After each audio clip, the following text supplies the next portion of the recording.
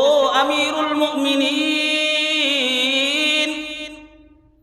আপনার পক্ষ থেকে নিয়োজিত গভর্নর রাত্রি বেলায় তার কাছে কোনো সমস্যা নিয়ে গেলে তিনি সমাধান করেন না।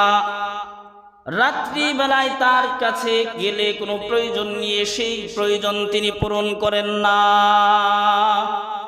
ওমর রাদিয়াল্লাহু তাআলা আনহু এবার সাঈদ ইবনে আমেরকে লক্ষ্য করে বলতেছে, ও সাঈদ ইবনে আমের, তোমার কাছে এই অভিযোগের উপযুক্ত কোনো কারণ থাকলে তুমি বলো।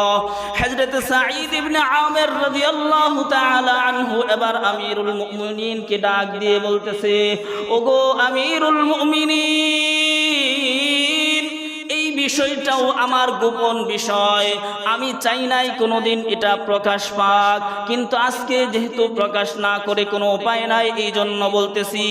ওগো আমিরুল মুমিনিন, আমি সাঈদ ইবনে আমের দিনের সময়টা দিয়েছি মানুষের জন্য, আর রাত্রের সময়টা দিয়েছি আমার রবের জন্য।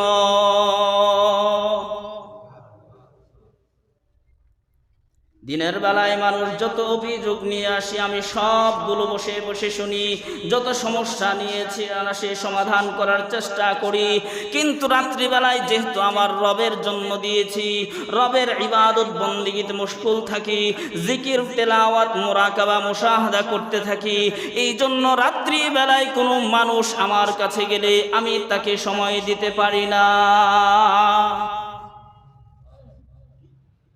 সারাদিন মানুষের খেদমতে খালক, আর রাত্রিবেলায় মানুষের খালেকের ইবাদত বন্দেগীতে কাটায়।